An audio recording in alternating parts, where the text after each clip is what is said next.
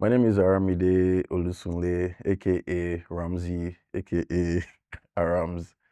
Founder Abuja Eats. I started Abuja Eats about 10 years ago. Actually, this year makes it 11 years because I celebrated a decade last year. And I've been putting people on to different restaurants, different drink locations, festivals, anything food related. I'm there. Hmm.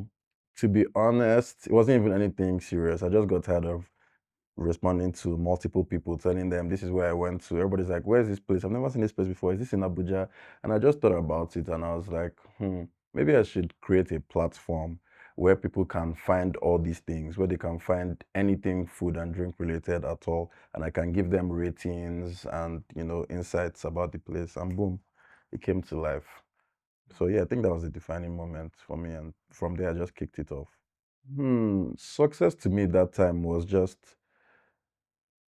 to be very honest, if somebody just tells me, "Oh, I found this place on Abuja Eats," or "I went to this place because of Abuja Eats," that was success to me at the time. But I mean, yes, definitely over time, success changed. The definition of success changed to me. It went up to building a community. I felt like, okay, I need people to actually resonate with Abuja Eats, shape up a community and also influence the way restaurants present themselves outside. So it just went beyond, okay, I found this place from Abuja Eats. I want people to actually be like, I follow Abuja Eats, I go for Abuja Eats events, I go for Abuja Eats meet and greet, stuff like that. So yeah, that now became the defining, that became the, what's it called? The success parameter for me. Yeah, for Abuja Eats. Okay, to be honest, when I first started 10 years ago, the Abuja food scene was quite small. So convincing people that food content creation had value was a tough one. You go to somebody's restaurant, they're like, oh, I'm working on one thing, I need to do video here, one thing. They'll just be like, my friend, leave this place. If you're not buying our food, just get out. So having to convince them, having to meet multiple business owners to say, okay, we want to put you on our platform. We want to, it just sounded long. That was a major challenge but I think over time, things changed and they noticed that, okay, actually, this social media of a thing it has a headway. This one posted me, people are coming in. This one said, okay, if you use my name, if you go to the restaurant and use my name, you get 20% off. So these things were translating to sales and it stopped being a challenge at a point. And then now they actually call us and say, can you come to our restaurant and maybe do a review? And put us on your platform and stuff like that. So yeah, it's no longer a challenge like it was before. Mm. Yes, that happens. Oh, that happens actually. We're all human and we always have different experiences. If I go here now and I say this place is really nice, you people should check it out. Somebody will go there and be like, Abuja, you're just doing rubbish. Which one is this? This food no tap now. It's that kind of thing. But I have to just explain to them that everybody's experiences will be different. I might go there, that might be their best day. Everything is all set for them. You might go there, it might be a horrible day for them. Things are not going well. The food does not taste nice. So yeah, it happens, but you find a way to control it at the end of the day. I would say, mm, personally, I would say be authentic. These days, everybody wants to be either a food critic or food influencer or be authentic. Do what actually drives you. If you just want to be eating, you can do a mukbang. Just literally just sit down in front of a camera and eat in front of the camera. That can be your thing and you go far. If you know that you have a thing for talking about food, critiquing it constructively, go for it. Just be authentic. Don't copy don't go on social media and be like, this guy, this guy looks like he's making money. Let me try and do what he's doing. No, just be authentic. Go into it with your own mind and do your own thing. Yeah. Also, try and befriend not only your audience, but try and befriend your circle, the people around you that are doing the same thing. You can get ideas from them. If you're a content creator, get ideas. What kind of camera are you using? How did you start recording this? Why are your own videos? They have more light, stuff like that. It helps you to grow, whether you like it or not. So yeah, those two things, authenticity and working with your people, make friends with them and grow together. Yeah, that would be my advice. I have a regret that I've actually never said. before. When I started it, I named it Abuja Eats, and it started to grow as Abuja Eats. People started to know my platform as Abuja Eats. But as time went on, I realized that it kind of boxed me into Abuja. I couldn't I couldn't grow past Abuja. Even if I just go to Lagos, there's a lot of opportunities for me in Lagos. But that name, Abuja, recently somebody called me for a job, a very huge job for consultancy. And due to the fact that Abuja Eats on my portfolio, the owner of the restaurant saw it and kept on seeing Abuja Eats. And just because she was not comfortable with the fact that this person is really big in Abuja and knows everything about Abuja, but doesn't know, she felt like I didn't know anything about Lagos and the Lagos food market.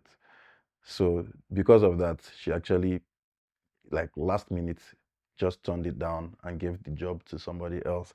So, in as much as people in Abuja would always see Abuja Eats as the number one platform, they always see it as the number one pointer.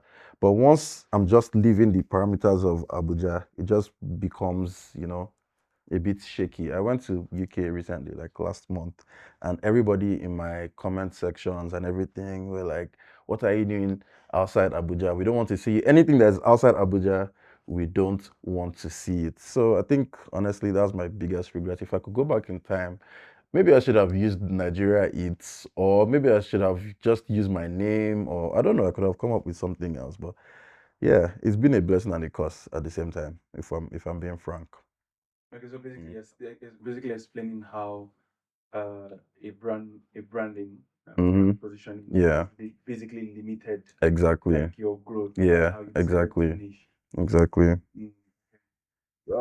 Then in terms of like expansion, since that's like a problem for you, do Mm-hmm. you have a plan on how you solve this? Would this be like a collaboration? Is this some cost fallacy? Would you want to just give up quickly and say, okay, should we just rename it Nigerian Eat? Like, why can't we do that? So yeah, I've thought about renaming it Nigeria Eats, and then there's the fear of Abuja people feeling like, mm, this one has money has changed him now. He wants to go somewhere else, and then I now lose a lot of support from Abuja. But I thought about an idea of doing Lagos Eats, Kano Eats, Port Harcourt Eats. I feel like that's a very good expansion idea anyway, and that's something that I would love to look into if given the chance. I think for me, I wouldn't lie, it was easy because I'm a foodie already. I was already born a foodie, like right from when I was a child. So it was easy for me to just wake up one day and say, "This is what I want to do." And it's something that everybody loves. All I just had to do was keep at it. So when I say consistency, I'm not saying it's like people say, people try to motivate, but legitimately, it was just consistency. Do the same thing, try and improve, but move on that same line till you make it. That was it for me, really. I'll never advise quitting your 9 to 5. I'm not. I usually see people on Twitter or X saying quit my 9 to 5 to follow my dreams. I personally never advise that. If your 9 to 5 is paying you a, a good amount of money, stay in 9 to 5. Try and do your thing. Try and create a balance. Only leave your 9 to 5 when your dreams are paying you twice of what your 9 to 5 is giving you, because then that means your 9 to 5 is just a distraction. But if your 9 to 5 is giving you a reasonable amount, fortunately for me, my 9 to 5 gives me a reasonable amount. There's also networking that happens at my job, maybe because it's a tech thing. So there are people you'll meet at work and a lot of opportunities there. So I would never advise to quit your 9 to 5. No go quit your 9 to 5 if you know say you know get better money from this one way. You understand? So just it's a thing of wisdom, to be honest. Let me not say if I'd quit. If I didn't have a 9 to 5, I would have been better. If I didn't have a 9 to 5 and right from time, I wake up every morning and I'm just doing Abuja Eats. I know I have better than this. I'll have done bigger things than this. The mere fact that I have to wake up in the morning and first go to the office, clock out by 5, and then now start doing my own thing, and then now maybe having weekends to do my own thing is definitely limiting. So if I didn't have a 9 to 5, yes. But now, as it is that I already have a 9 to 5, my mind is already programmed to that lifestyle over a long period of time. So not having a 9 to 5, I might feel incomplete. Yes, I'll be doing what I want. I'll be doing Abuja Eats, and I'll have more time on my hands to do new things. But I'll still feel like, this money that these people have given me this month, now that things are low, sure, I'll have just used this one to hold body. You understand? So my mindset would be a bit different if I quit now. But if I never didn't had a 9 to 5 in the first place, I feel like I'll have done some crazy stuff. I would say I don't want to say authenticity because I'm very authentic. But one thing I've noticed, and this is not shade to my other people, I think I'm the only one who actually understands the food scene and food itself. I did attend culinary school with Chef Stone. I did my time, went to UK. Funny enough, I attended Gordon Ramsay's classes just to have like a perfect idea. Like if you're going into the food space, I think you should know about the culinary industry and see what exactly goes on there. And I think that that hugely sets me apart from other people that just wake up and say you want to enter the food space because you feel like there's money there, but you don't really know. You can't really give advice. You can't enter the kitchen and tell this person, no, this isn't how you do it. This is what people like. This is what people don't like. This is how it should be.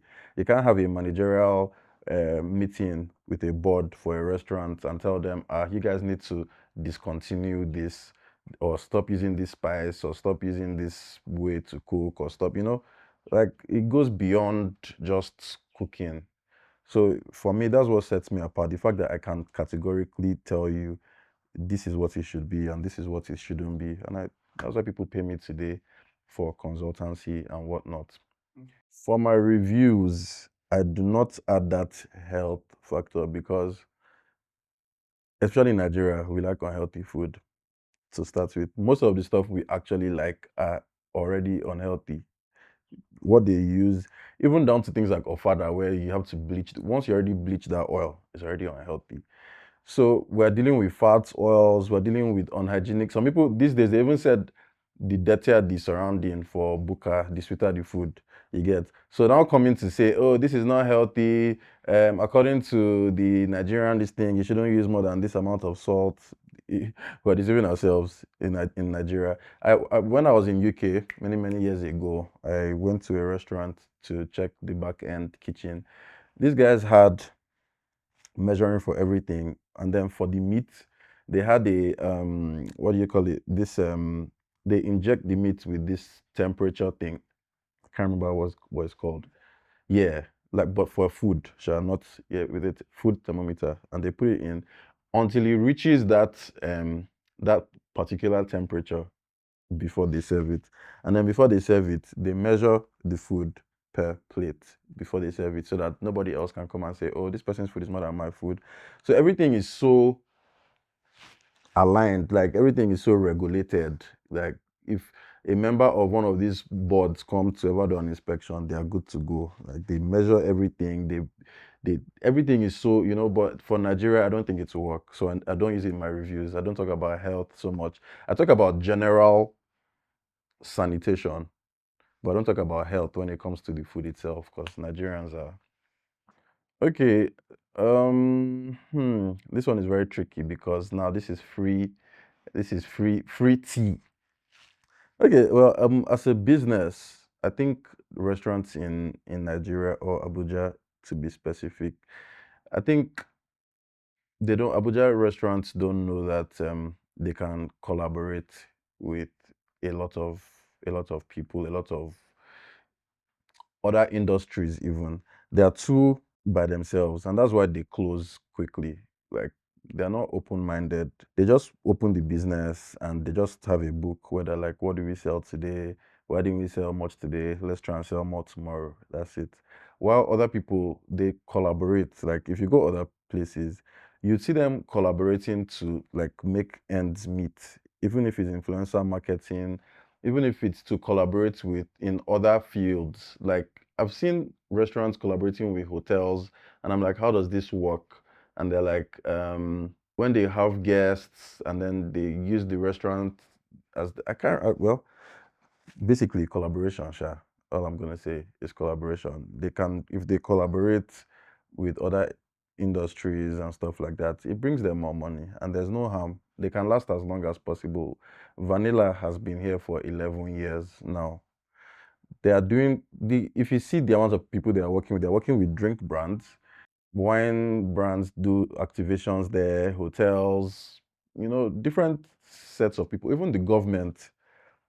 Even the government, it could just be something little, just a little collaboration that just makes you stand out because it's a very competitive scene. There are over, as at the last time I counted, there are over 209 restaurants in Abuja.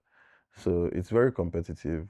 And yeah, collaboration is, in terms of business, I think that's what will make you stand out. Don't just stand as an island on your own. My name is Aramide Olusunle of Abuja Eats, and this is Emerge.